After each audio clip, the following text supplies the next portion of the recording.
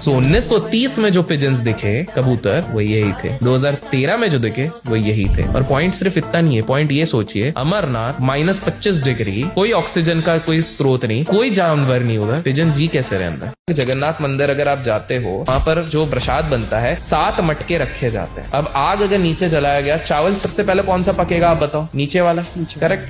हमेशा ये अजूबा है, 7वां पहला पकता है फिर नीचे, और ये सिर्फ जगन्नाथ मंदिर में होता है। आज भी वहां पर अगर आप जाते हो, झंडा जब हवा चलती है तो वो एक तरफ लहराना चाहिए, लेकिन वो लहराता दूसरी तरफ है। साइंटिस्ट तक नहीं समझ पाए ऐसा क्यों। आज भी रोज शाम को वहां पर एक व्यक्ति जाते हैं, वो एक समाज के हैं जो इतने सालों से कर रहे हैं, लास्ट 800 साल से ये परंपरा चले आ रही है। रोज नंगे पांव ऊपर, एक तरीके से आप समझो 5 फ्लोर की बिल्डिंग चढ़ रहे हैं, और 30 किलो का वेट होता है, उसमें ध्वज होता है, वो ध्वज लगाते हैं रोज, चाहे आंधी हो, तूफान हो, बारिश हो, क्योंकि अगर एक दिन भी नहीं लगा तो मंदिर 12 साल के लिए बंद हो जाए। तो ये सारी चीजें क्या है, साइंस भी इसके सामने फेल है।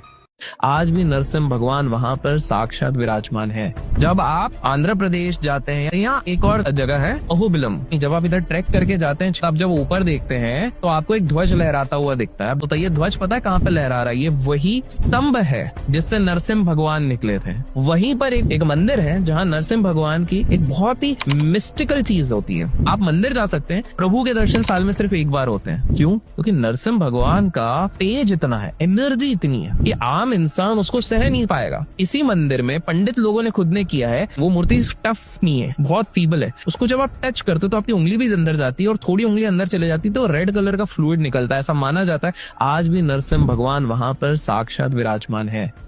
केदारनाथ की अगर मैं बात करूं, 2013 बहुत भयंकर तरीके से बाढ़ आता है, बहुत सारे पेड़ उजड़ जाते हैं। माना जाता है 5000 से ज्यादा लोगों ने अपने प्रियजनों को खोया उस समय पे। उस समय पे पता है क्या हुआ? हर जगह त्राही त्राही मची हुई है। लोग ये सोच रहे हैं केदारनाथ मंदिर बचेगा, नहीं बचेगा। 5 किलोमीटर दूर से 1000 टन का एक पत्थर आता है, उसको आज भीमशिला कहते हैं, और वो आके एग्जैक्ट ऐसी लोकेशन पे फिट हो जाता है जिसके चक्कर में उस मंदिर में एक बूंद पानी नहीं पहुंच पाती है। पूरा का पूरा प्रोटेक्टेड रहा, सब कुछ आसपास का इधर उधर हो गया, वो मंदिर कुछ नहीं हुआ। ये कैसे हो सकता है? आज भी अगर आप केदारनाथ के दर्शन करोगे तो उसको पीछे पत्थर उसको रखा गया। भीमशिला इसलिए नाम दिया गया क्योंकि माना जाता है क्योंकि केदारनाथ की स्थापना कहीं ना कहीं पांडवों ने की रही थी, तो एक भीम की शक्ति थी जिसने कहीं ना कहीं इतने बड़े रॉक को उठा के वहां पे प्लेस कर दिया। गिरनार पर्वत में 10,000 स्टेप्स हैं। 1947 भारत आजाद हुआ, ब्रिटिश सोल्जर्स को इतना पता चल गया था कि यार भारत में ना कुछ ऐसी जगह है जहाँ कुछ इनके बाबा लोग और अघोरी लोग बोलते हैं बहुत ताकत है। तो 13 लोगों का ब्रिटिश का ट्रूप उधर गया, इतना पावरफुल है जाके हम पता करेंगे। वो गए, एक रात में 13 में से 12 पागल हो गए, और जो एक निकला वो ये बोले यार हम ढूंढने गए थे कि इस दुनिया को किसने बनाया, वो तो खुद यहाँ पर विराजमान है। वहां पर एक केव्स है। पीपल हैव सेड कि हमको रात को इधर डमरू की आवाज आती है, क्योंकि ऐसा मान्यता है कि देवी देवता भी वहां पर डांस करने के लिए आते। मंदिर जाते हो, घंटी बजाते हो, आज तक कभी सोचा है क्यों घंटी बजा रहे हो? पवित्र हो जाता है पूरा एरिया, ऐसा कुछ है? बताता हूँ। हम जब भी मंदिर जाते हो और घंटी बजाते हो, घंटी एक पर्टिकुलर शेप की होती है और एक पर्टिकुलर मटेरियल की बनी होती है और पर्टिकुलर साइज की बनी रहती है, और उसके अंदर के घंटी का शेप भी एक पर्टिकुलर साइज का होता है, और वो एक जगह पे लगा रहता है। क्योंकि जब वो अपन रिंग करते हैं तो टेक्निकली वो 7 सेकेंड्स के अंदर एक वाइब्रेशन क्रिएट करती है। 7 सेकेंड्स के अंदर वो जो वाइब्रेशन क्रिएट करती है वो हमें उस जोन में ले आती है, all positive focused concentrated zone,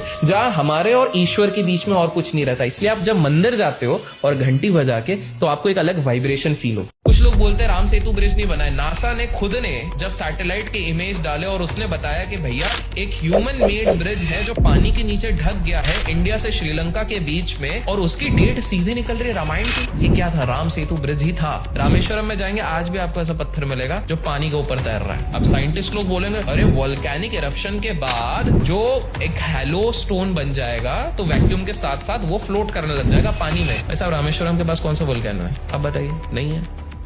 Thailand में सबसे बड़ी गणपति जी की मूर्ति है, 123 फीट्स। तो आज से ना कुछ साल पहले थाईलैंड में इन्फ्लेशन, महंगाई बहुत बढ़ रही थी। कुछ भी कोशिश कर लो, रोक ही नहीं पा रहे। उनकी कमेटी एक थी, उनमें से एक व्यक्ति ने कहा कि काम करते हैं, गणेश जी का फोटो नोट पे छापना शुरू करते हैं। अब जान के हैरान हो जाओगे, आज वो एंटीक में ऑक्शन होते हैं वो नोट, और उनकी अर्थव्यवस्था सही हो गई। इंडोनेशिया तो वहां पर एक वोल्केनो है जहां पर लास्ट 750 से 800 साल पूर्व से एक गणेश जी की मूर्ति रखी गई है वोल्केनो के पास में।